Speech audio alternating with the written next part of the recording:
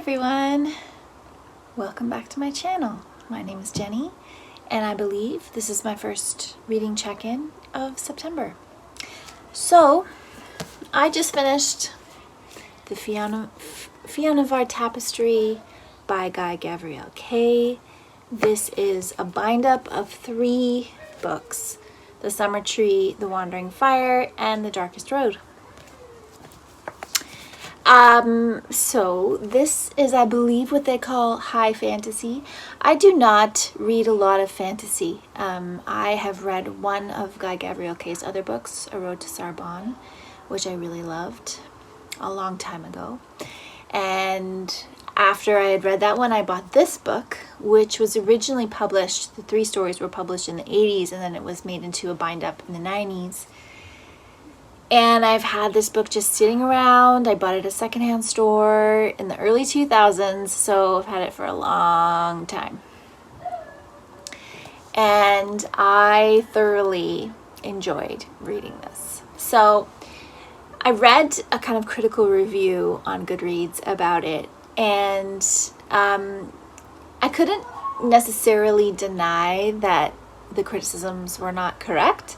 It's just not the way I read fantasy that this other reviewer, the criticisms that the other reviewer made, the need to suspend disbelief, all these things that happen in the story. It's fantasy. To me, it's hard to, if the writing is good, if you care about the characters, and if the story moves and just intrigues you, it's a good book. So all those things were true of this book. We follow 5 modern day people from our world, 3 men, 2 women. Someone crosses over into their world and lures them to Fionavar, which is the original world. So there's hundreds of worlds around, everywhere. Fionavar is the original, and they need help from these 5 people to save the world and defeat the dark. It's a classic story.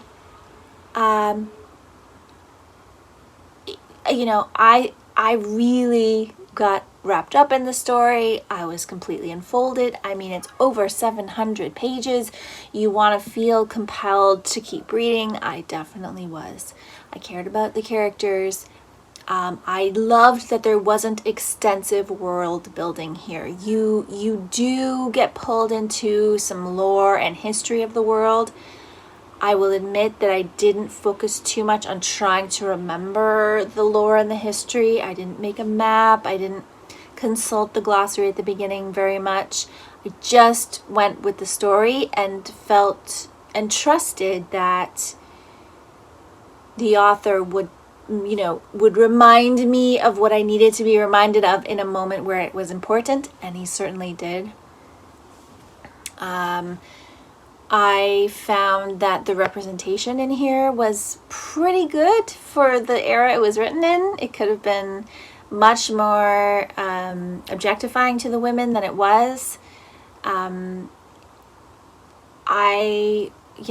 actually cried at one point near the end because one of the characters died, and I was quite attached to that character. And I think Gavriel is just a really great writer. He writes in a way that really speaks to me, and that really I connect with his descriptions and his characterization. I also love the fact that he writes this in a way where you'll be with one character and you'll see their perspective on a situation, and you'll follow that through. And then in the next chapter, you might be with another character who is experiencing time at the same time as this other character. And then you see it from what's going on in their world, or like what's going on for them and what they're doing. And then it all kind of wraps up later and comes back together. And I really enjoy that way because it really makes you feel like you're in a full and round story where there's multiple characters, there's multiple situations, there's multiple things happening, there's a war, there's a this, there's these people are going up onto this war, and these people are going to battle this, and all of this is happening at the same time. And he tells the story in a way that really makes you feel like you know what's going on and you're fully invested in the situation.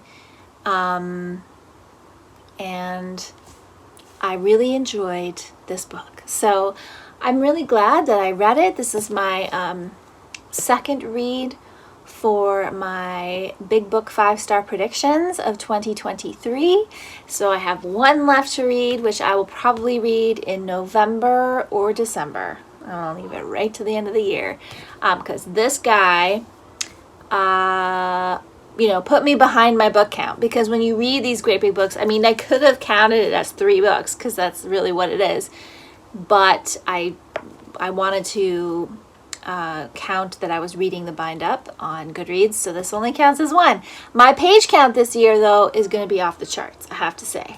So while I may not have be reading, I'm sure I'll hit my number, but I won't be reading a ton of books, like more books than my normal number, but I will have exceeded my page count by quite a bit from last year, I think. So that is everything I have to say about the Fionavar Tapestry by Gavriel K. And I will check in again when I have finished another book. Hey everyone, I just wanted to share with you 2 children's books that I read this month. The first one is The Milk of Dreams by Leonora Carrington. This was read for the Thrive Together Network's book club this month. And this is a fantastical, kind of absurd and funny collection of little children's stories. And they're quite quick and anecdotal with some really fun surrealist illustrations. And so it's very sweet and kind of silly. And yeah, I thought it was really interesting to read it and see what an artist would write for her children, and then having a chance to kind of be in those intimate little fun stories that she created. And the other one is this really beautiful cloth lullaby, The Woven Life of Louise Bourgeois, words by Amy Novesky and pictures by Isabel Arsenault. And this is just a stunning children's book with amazing illustrations, and it talks about Louise Bourgeois' childhood, growing up by a river in France, and her family working on repairing wool tapestries. And it goes through Louise's early life with her mother, and kind of, I think what it's meant to do is kind of show the foundation on which Louise's artistic tendencies were based. So I think that was a really wonderful premise for the story. And then it talks about her art and like how she incorporated cloth and into her artwork.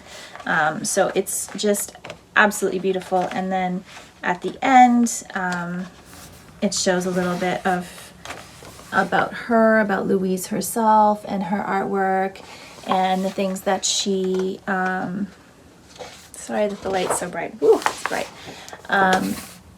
Some of her artwork that she created with fabric and with the theme of her mother and the importance of her mother in her life. So both very sweet children's books, but I know some adults collect children's books, so if you do, check them out, because they're just really stunningly beautiful.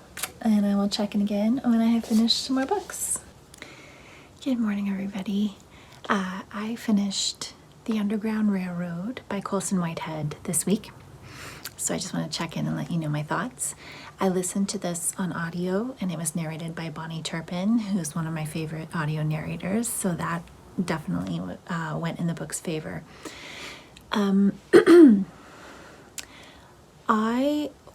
As an overall review, I enjoyed the book. I can't say that I was in love with it. I can't say that the characters were my favorite. it's interesting to me because I read The Nickel Boys before reading this. So I know that this book was a huge sensation and won the Pulitzer, and it had a lot of acclaim. And I think that it's good, but I'm not exactly sure why people love it so much. I thought that Cora's as our main character, third generation on a Georgia plantation. I thought that her perspective on the world was very modern. It felt very modern to me. I struggled a little bit with whether or not she really would have had some of the perspectives on the American South and freedom and land, taking land and all those things. If she really would have had those opinions at the time, because I'm not sure how aware of those things a lot of people were, but perhaps I'm wrong. Perhaps there was a really strong knowledge of those types of things, like of the fact that Native Americans' land had been taken, etc., etc. And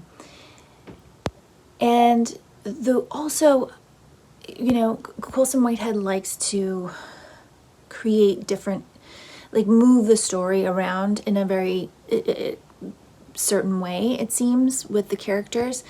And I wasn't exactly sure why he did some of the moves he did. Like Mabel, who is Cora's mother, we don't find out what actually happens to her until very close to the end of the book. And I didn't understand why that was necessary to put that there. I thought that if we would have learned it earlier on in the story, it would have had the same impact. It would have had the same, for us as a reader, it would have given us the same feeling about Mabel.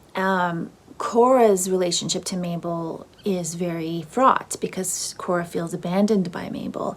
And so I wasn't sure if Colsen Whitehead as an author was trying to get us to be on Cora's side and not like Mabel, and then he wanted to show us what actually happened to her in order for us to then sympathize with her. It's interesting. I just feel like the way he makes his decisions about the structure of the story and the characters is very interesting.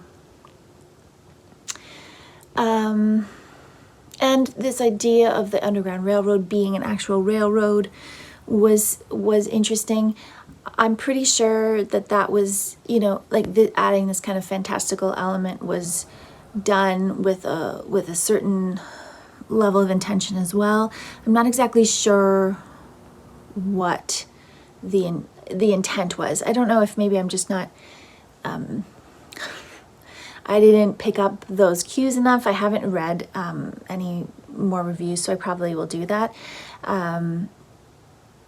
And there's a lot of characters. That's the other thing. I think, obviously when you're listening to it on audio, multiple characters can be trickier because you're trying to follow, you're jumping in perspectives, and so it doesn't always flow as well when you're listening to it as when you're reading it on the page.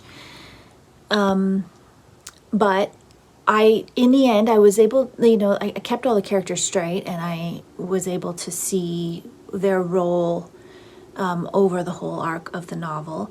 And I think Colsen Whitehead is really good at that, like building an arc.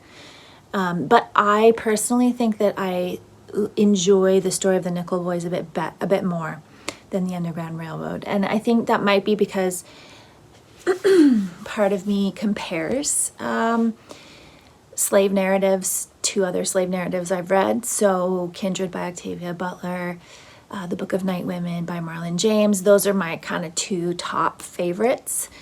And so I kind of compare the other ones I read to those two at this time. So, and I wasn't as into the Underground Railroad as I was the other two.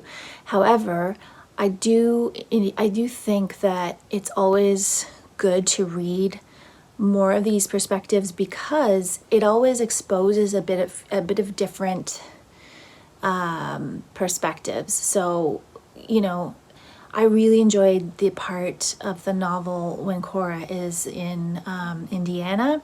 I thought that was very interesting, and learning about the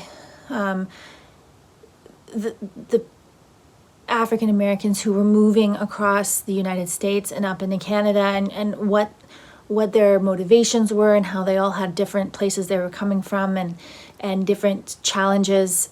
So those, I think that was a really interesting perspective that is in this novel that is not in others, right? So again, I overall, I really enjoyed it. And I think I'm glad that I listened to it.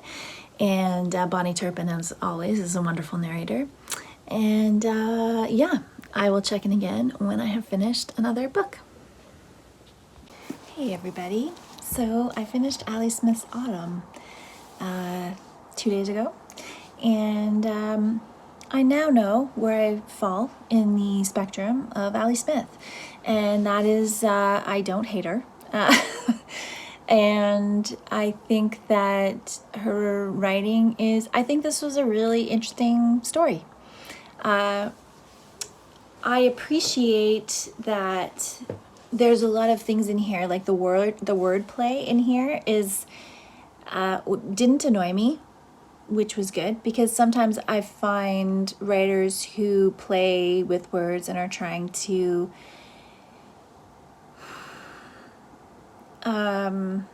seem clever to be a bit annoying.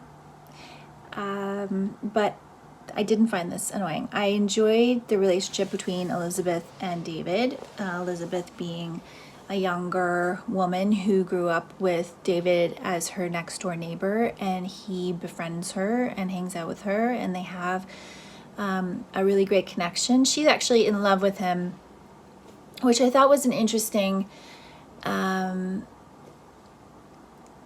subtle part of the story that Ali Smith played with, was this idea that Catherine was in love with him, but this spectrum of love and what love is when you're a little kid and then you grow up and this man is, you know, old enough to be your grandfather, is vast, and I think it's explored kind of nicely in this story. What else did I like about it? I liked the revealing parts where you get little snippets of who everybody is, and then there's these little moments where they come out. I thought that was really nice. I think it's got a subtlety to it, but it's also there's a lot of different shifts. There's some nature writing, there's some political commentary, there's some relationship commentary, but I don't feel like it's taking itself too seriously or like it's trying to preach anything in particular. It's just presenting something, laying out a story. And so I liked that. And I don't think, like, I didn't fall in love with this book. I didn't fall in love with Ali Smith's writing. But I certainly found it good enough to continue reading her work and keep exploring. And I'll definitely continue with the quartet and see which one I like best. And probably at some point read some other Ali Smith. Unless, if I don't enjoy the rest of the quartet, maybe I won't. But for a first try, and for something feeling kind of seasonal with the weather, I am glad I read this. So that was Ali Smith, Autumn, and I will check in again when I have finished another book.